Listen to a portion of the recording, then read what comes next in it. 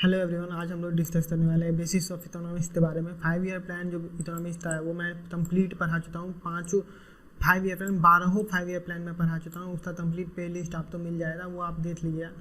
Complete मैंने पढ़ाया। अब मैं बेसिस पढ़ा रहा था, बहुत सा डाउट आ रहा था कि बेसिस थोड़ा जानना जरूरी है। कैपिटलिज्म, सोशलिज्म और मिक्स इकोनॉमी के बारे में, प्राइमरी टर्सरी, सब मैं इस वीडियो में कंप्लीट आपको पढ़ाने वाला हूँ। बेसिक्स क्लियर हो जाएंगे आपके इकोनॉमिक्स से रिलेटेड। बाकी 5 ईयर प्लान अगर आपको पढ़ना है तो उसके लिए मैं वीडियो डाला हुआ हूँ। 12 5 ईयर प्लान है। जीडीपी के साथ स्टोन फेल्योर रहा, 5 ईयर प्लान कौन सक्सेसफुल रहा, तो इसका क्या टारगेट था, कितना अचीव हुआ, सब कुछ है। वो आप जाके अलग वीडियो में दे सकते हैं। ऊपर आई बटन और डिस्क्रिप्शन में आपको मिल जाएगा। अब इकोनॉमिक सिस्टम क्या है? इकोनॉमिक सिस्टम में होता है कि प्रोडक्शन होना चाहिए, एक्सचेंज होना चाहिए और डिस्ट्रीब्यूशन होना चाहिए। पहले तो कोई चीज़ प्रोड्यूस होगा, फिर उसको एक्सचेंज होगा, बदले में पैसा मिलेगा और वो चीज़ जाएगा, और फिर डिस्ट्रीब्यूट होगा लार्ज ऑडियंस के साथ, कोई भी गुड्स और सर्विस था, तो उसको बोलते हैं इकोनॉमिक सिस्टम। 3 पार्ट में डिवाइड किया गया है, कैपिटलिज्म, सोशलिज्म और मिक्स्ड इकोनॉमी। इंडिया जो हमारा है वो मिक्स्ड इकोनॉमी पे वर्क करता है। सोशलिज्म पे नॉर्थ कोरिया करता है और कैपिटलिज्म पे यूएस करता है। कैपिटलिज्म मतलब समझिए सारा प्राइवेट है, बस जो भी चीज़ हो रहा है वो प्रॉफिट से रिलेटेड ही हो रहा है। सोशलिज्म में हो जाए तो जो भी होता है वो सब गवर्नमेंट रेगुलेट कर रहा है, तो प्रॉफिट इसमें नहीं है, लोगों का वेलफेयर इसमें ज़्यादा इंपॉर्टेंस है। और मिक्स्ड इकोनॉमी दोनों का मिक्स, कैपिटलिज्म और सोशलिज्म का दोनों का मिक्स जो होता है उसको मिक्स्ड इकोनॉमी बोलते हैं, जो कि इंडिया में फॉलो होता है। तीनों का डिवीजन हम लोग अच्छे देते हैं। 3 पार्ट में डिवाइड जाता है, सोशलिज्म, मिक्स्ड इकोनॉमी और कैपिटलिज्म, तीनों को देखते हैं हम लोग। कैपिटलिज्म में होता है फ्री मार्केट, कोई भी आ सकता है। ये होता है तो आप तो अगर इंटर करना है इस मार्केट में तो इंटर कर सकते हैं, पर कंपटीशन बहुत ज़्यादा हाई होगा। इस तो यूएसए में फॉलो किया जाता है। इसका यही होता है कि मेन मोटो इसका यही होता है कि पैसा कमाना है, मेन है प्रॉफिट। इसमें ये गवर्नमेंट इसमें कोई रेगुलेट नहीं करता है। प्राइवेट एंटिटी आती है और वो प्राइस जितना चाहे उतना बढ़ा सकती है। उनके पास मान लीजिए बहुत यूनिक चीज़ है, जैसे एप्पल का मोबाइल फ़ोन बहुत उन्हें यूनिक लगता है, तो वो जितना मन उतना प्राइस पे उसे बेच रहे हैं। गवर्नमेंट तो रेगुलेट नहीं कर रहा है कि नहीं इसे 1 लाख से ऊपर नहीं जाना चाहिए, 1.5 लाख में बेच रहे हैं, 2 लाख में बेच रहे हैं, जो उसे वैल्यू लगती है उसमें ले। प्राइवेट एंटिटी अपने हिसाब से दाम फिक्स कर रही है, गवर्नमेंट का उसमें कोई इंटरफेयर नहीं है। यूएस गवर्नमेंट तो कुछ नहीं बोल रही है। एप्पल तो, मैं एक एग्जांपल दे रहा हूँ, एप्पल तो उसका प्राइस हाइक इतना ज़्यादा क्यों हो रहा है?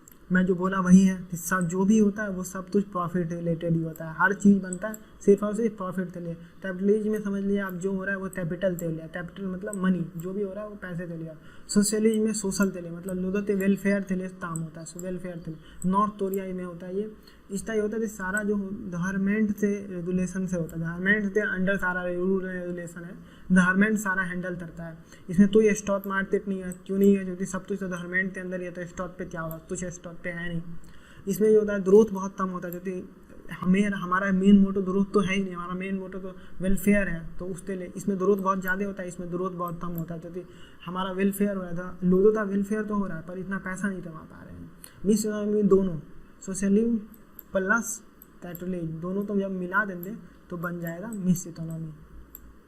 वो हमारे इंडिया में फॉलो होता है। इसमें होता है कि प्राइवेट एंटिटी आते काम कर सकती है, गवर्नमेंट उस पर रेगुलेट करेगा। गवर्नमेंट ध्यान रखेगा कि उतना एक लिमिट दायरा होना चाहिए। जैसे मान लीजिए अगर एप्पल इंडिया में बनता तो और मोबाइल बहुत अच्छा भले होता, लेकिन अगर गवर्नमेंट लिमिट कर देती तो 1 लाख से ऊपर का तो मोबाइल होगा ही नहीं। तो कितना भी अच्छा हो, 1 लाख से ऊपर वो प्राइस नहीं बढ़ा सकते हैं, तो उन्हें उनका ये रूल रेगुलेशन उन्हें फॉलो करना ही पड़ेगा। इंडिया में एक रूल होना चाहिए, मान लीजिए डिमांड बहुत ज़्यादा कोई चीज़ का है, फिर भी उसका इतना ज़्यादा प्राइस हाइक नहीं होने देता है इंडिया में, उससे लॉस भी होता है, प्रॉफिट नहीं हो पाता है इंडिया का इतना।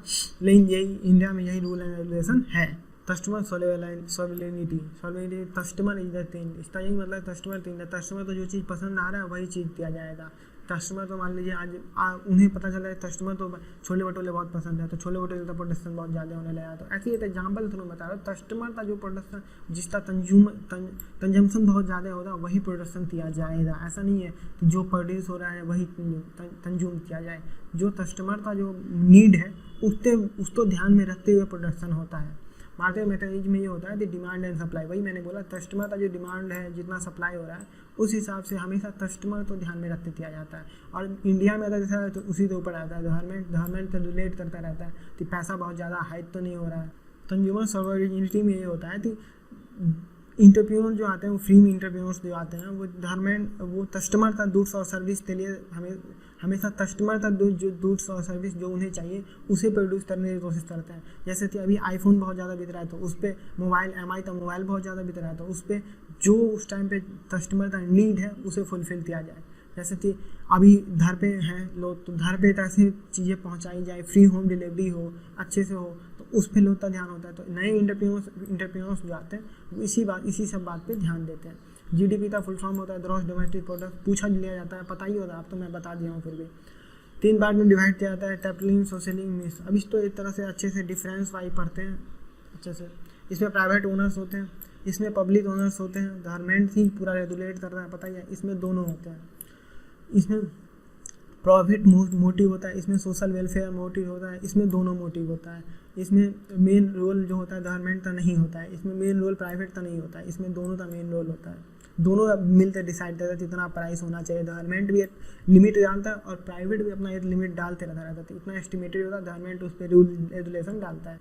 कंज्यूमर का भी जो रिक्वायरमेंट है वो फुलफिल किया जाता है इसके थ्रू। इसमें नीडी पीपल का जो रिक्वायरमेंट है वो फुलफिल किया जाता है, इसमें दोनों का फुलफिलमेंट।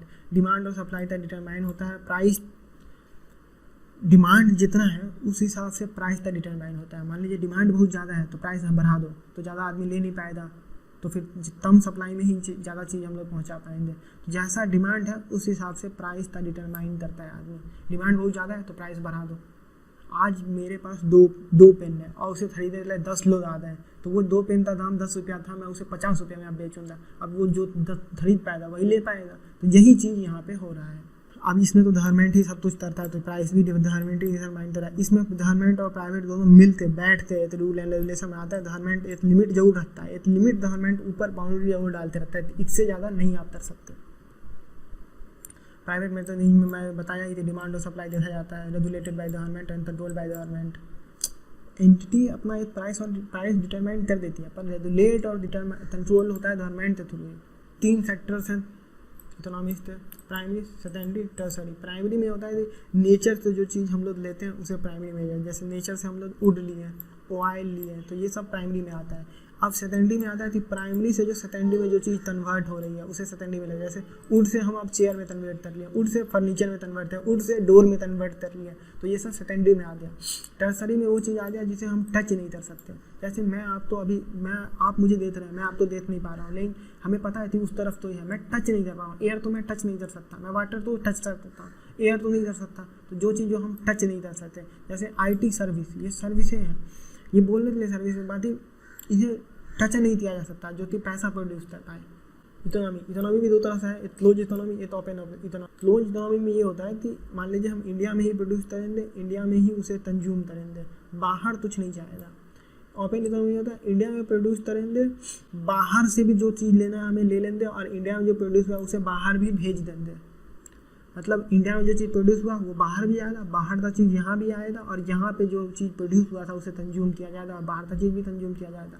पर क्लोज में होता है यहीं पे हम लोग सब कुछ प्रोड्यूस करेंगे और यहीं पे कंज्यूम करेंगे। और ओपन में क्या डिफरेंस होता है पता चल गया आपको।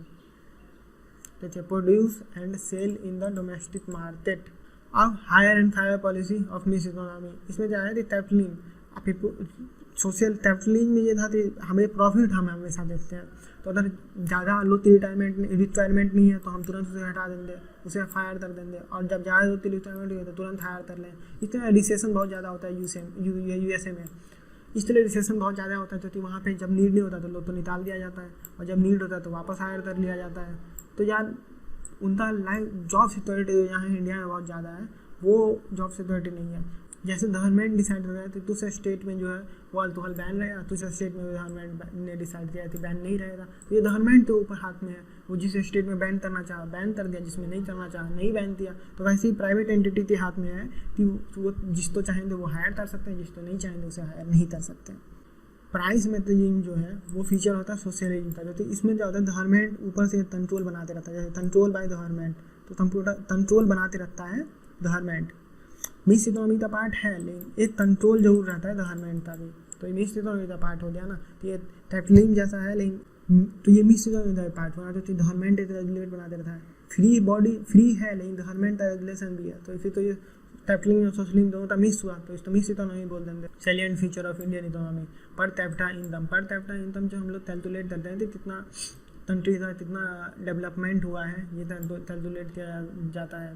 जैसे हम लोग का डेवलपिंग कंट्री है तो उसका पर कैपिटा इनकम बहुत कम होगा, उतना ज़्यादा इनकम इसका नहीं होगा, इसका लो होगा। जो डेवलप्ड रहता है उसका हाई होता है, जैसे डेवलप्ड कंट्री का हाई होगा और हमारा डेवलपिंग है इंडिया तो उसका लो होगा। पहले पर कैपिटा इनकम तो हम लोग कैलकुलेट करते थे कितना करेंसी एक्सचेंज हुआ है, पर अब हुआ है कि परचेजिंग पावर, अब करेंटली ये है, पहले ये था, अब करेंटली ये है कि परचेजिंग पावर कितना है आपके करेंसी का, पहले ये था कि करेंसी एक्सचेंज कितना ज़्यादा हो रहा है। तो अब मान लीजिए कि आप 60 रुपया में आप एक पेन खरीद पाते हैं, तो लेकिन अब वही अगर 65 रुपीज़ में आप अगर एक पेन खरीद पाएंगे, एक पेन सेम एंटिटी के लिए आपको 5 रुपये ज़्यादा देना पड़ रहा है, तो आपके करेंसी की परचेजिंग पावर कम है। लेकिन वही थी अगर परचेजिंग पावर मान लीजिए आप तो 60 में था, आप 55 में ही वही चीज़ मिल जाए तो परचेजिंग पावर ज़्यादा, 55 रुपया में वो पेन मिल गया तो आप तो परचेजिंग पावर आपके करेंसी का ज़्यादा है। दूसरा हुआ disparity of income distribution. Rural में क्या है कि कम लोग के पास, बहुत कम लोग के पास ज़्यादा पैसा है और ज़्यादा लोग के पास बहुत कम पैसा है, तो वो लोग पुअर कहलाते हैं, और जिनके पास कम लोग के पास ज़्यादा पैसा है उन्हें रिच बोलते हैं हम। तो ये तो हुआ रूरल का बात। अब अगर अर्बन में देखा जाए तो अर्बन में तो ये चीज़ और ज़्यादा इंटेंस्ड है और ज़्यादा हालत ख़राब है। इंडिया हमेशा टारगेट करता है कि हम एक बैलेंस इकोनॉमी बना पाएँ ताकि हर एक के पास सेम अमाउंट ऑफ मनी है, पर मनी हो, लेकिन ऐसा हो नहीं पाया। तो इससे गरीबी भी हटेगा बैलेंस इकोनॉमी से, पर बैलेंस इकोनॉमी अचीव नहीं किया जा पा रहा है, बैलेंस इकोनॉमी अचीव नहीं किया जा पा रहा है। इंडिया का एम है कि हम बैलेंस इकोनॉमी अचीव करें, लेकिन ये अचीव नहीं किया जा पा रहा है। इंडिया इसमें बहुत ज़्यादा फेल हो गया है, बहुत ट्राई किया है उसमें, लेकिन अचीव नहीं हो पाया है। तीसरा है dominance of agriculture and heavy population pressure in agriculture. Agriculture में जो है ना 65 से 70% जो हमारा पॉपुलेशन है वो एग्रीकल्चर में है, पर लेकिन जीडीपी में देते हैं तो सिर्फ 15% ही जीडीपी रेस है एग्रीकल्चर का। तो इसका क्या मतलब निकालेंगे हम लोग? इसका ये मतलब है कि मान लीजिए 500 रुपये का काम है एक खेत में, एक फील्ड में 500 रुपये का काम है, तो उसे 2 लोग कंप्लीट कर सकते हैं, पर इतने 5 लोग वहाँ पे पहुँच गए, ठीक है। तो अगर 2 लोग कंप्लीट करते हैं तो 2 तो 250 मिलता, अब उसे 5 लोग मिलते कंप्लीट रहेंगे तो सब तो 100 रुपया ही तो मिलेगा। समझे आप बात? तो अब ये तो 505 लोग में डिवाइड होता, पहले यही 2 में डिवाइड होने लगा तो सब तो 250 मिलता, अब 5 लोग में डिवाइड हो गया तो सब तो 100 ही मिल पाया। तो जीडीपी ग्रोथ कम हुआ ना, जीडीपी का इतना अच्छा रोल नहीं प्ले कर पा रहा, जैसे 17% ही जीडीपी में है रोल, इतना जैसे don't play major role in heavy pressure population pressure ज़्यादा होने के बावजूद भी ये हैवी रोल नहीं प्ले कर पा रहा है जीडीपी में। तो ये इतना अच्छा ग्रोथ नहीं दे पा रहा है, ये भी एक बहुत बड़ा रीजन है। तो इसे भी हमें ठीक करना है, इंडिया का ये भी एम है, ये भी पता नहीं कब हो पाएगा। तो ये मैंने जो समझा वही इसी वजह से एग्रीकल्चर इतना बड़ा रोल नहीं प्ले कर पाता हमारा जीडीपी में, बल्कि जिस हिसाब से हैवी पॉपुलेशन है ये बहुत बड़ा रोल प्ले करना चाहिए था, पर ये 17% ही कर पाता, बल्कि लोड इसमें 65% है, लेकिन जीडीपी ग्रोथ अगर आप देखें तो सिर्फ 17% ही है। तो ये था अनबैलेंस इकोनॉमी डेवलपमेंट। इसमें यह है कि इंडिया का एम है कि हर फील्ड में 33% का डिस्ट्रीब्यूशन होना चाहिए, 33% होना चाहिए पॉपुलेशन लेवल, 33% इंडस्ट्री में, 33% ट्रेड में, पर ऐसा है नहीं है। ऐसा मैंने आपको बता दिया कि एग्रीकल्चर में 60-65% लोग हैं, इंडस्ट्री में सिर्फ 16% है, और ट्रेड और अदर सर्विस में सिर्फ 20% है। इस तो सब तो 33-33 होना चाहिए था, पर 33-33 नहीं है। आप लोग ये सब नोट्स करिए, आप इस तो पढ़िए, आपके सारे एग्जाम में ये बहुत हेल्प होने वाला है, सारा बेसिस आपका क्लियर हो जाएगा इतने अच्छी तरह से। कहीं नहीं तो यूट्यूब चैनल पे आपको नहीं मिलेगा जितना अच्छी तरीके से मैं समझा रहा हूँ। अब 5वां जो है वो है lack of capital. Lack of capital मतलब जो छोटी छोटी बिजनेस होती हैं उनके पास इतना पैसा ही नहीं होता कि वो अपने बिजनेस को ग्रो कर पाएँ। क्यों? क्योंकि लोग जो बिजनेस करते हैं पहले उनका क्या होता है कि पहले वो जॉब करते हैं, और इंडिया में रहना इतना एक्सपेंसिव है कि जॉब तो करते हैं, उनका इनकम बहुत कम होता है और एक्सपेंडिचर बहुत ज़्यादा होता है, तो उनका सेविंग हो ही नहीं पाता है। सेविंग हो नहीं पाता है तो वो बिजनेस में इतना लगा नहीं पाते हैं। अगर बाद में वो बिजनेस करने का सोचें तो बिजनेस में इतना लग नहीं पाता, और इतना लग नहीं पाता तो इतना प्रॉफिट नहीं आ पाता। तो बिजनेस की तरफ इसलिए भी इंडियंस नहीं जा पा रहे हैं। इंडस्ट्रियलाइजेशन, छोटे छोटे जो एरिया हैं वहाँ पे इंडस्ट्री बहुत कम है। जैसे कि मान लीजिए छोटे एरियाज जैसे रूरल एरियाज, वहाँ पे मशीन की कमी है, इंडस्ट्री नहीं उतनी है, टेक्नोलॉजी उतना ज़्यादा वहाँ नहीं पहुँचा है। दिल्ली, मुंबई ये सब जगह पहुँचा हुआ है, लेकिन अगर छोटे एरिया में अगर आप देखें इंडिया में तो वहाँ ये सब नहीं ना पहुँचा है, तो वो भी एक बहुत बड़ा रीजन है।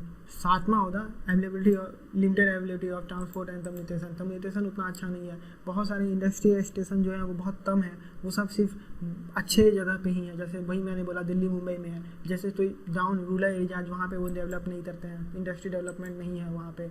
अब इंडिया में 8वां जो है ट्रेडिशनल सोसाइटी, 8वां इसका ये मतलब है कि इंडिया में माल प्रैक्टिस बहुत ज़्यादा होता है, मतलब घूस लोग इन मतलब ब्लैक मनी बहुत ज़्यादा है यहाँ पे, ब्लैक मनी का भी बहुत बड़ा रोल है, तो उस वजह से भी हमारा इकोनॉमी डेवलप नहीं हो पा रहा है। लोग के पास पैसा तो है पर वो ब्लैक में है, तो वो भी अच्छे से नहीं हो पा रहा है यूज। वाइट इकोनॉमी है नहीं, अंडर द टेबल है, तो वो इतना डेवलप नहीं है, तो वो भी एक बहुत बड़ा रीजन है। तो ये बेसिस तो यही है, सारा बेसिस यही है। कंप्लीट मैंने पढ़ा दिया है, बाकी 5 ईयर का अगर आपको पढ़ना है अच्छे से कंप्लीट पूरे यूट्यूब पे इतना फ्री में तो अच्छे से नहीं पढ़ाया होता। कंपैरिजन सक्सेसफुल कौन सा सक्सेसफुल रहा 5 ईयर पैन पूरा 12 हो तब बारह मेरे में है, आप तो लिंक तो डिस्क्रिप्शन सब जगह मिल जाएगा, आप देख लीजिए, कमेंट में मिल जाएगा, देखिए, लाइक करिए, शेयर करिए और इकोनॉमिक्स वाले दोस्तों के साथ। मैं और भी बहुत कुछ लेते आने वाला हूँ, और चर्चा आप तो चाहिए आप नीचे कमेंट कर सकते हैं। लाइक करिए, शेयर करिए, सब्सक्राइब करिए। Thank you.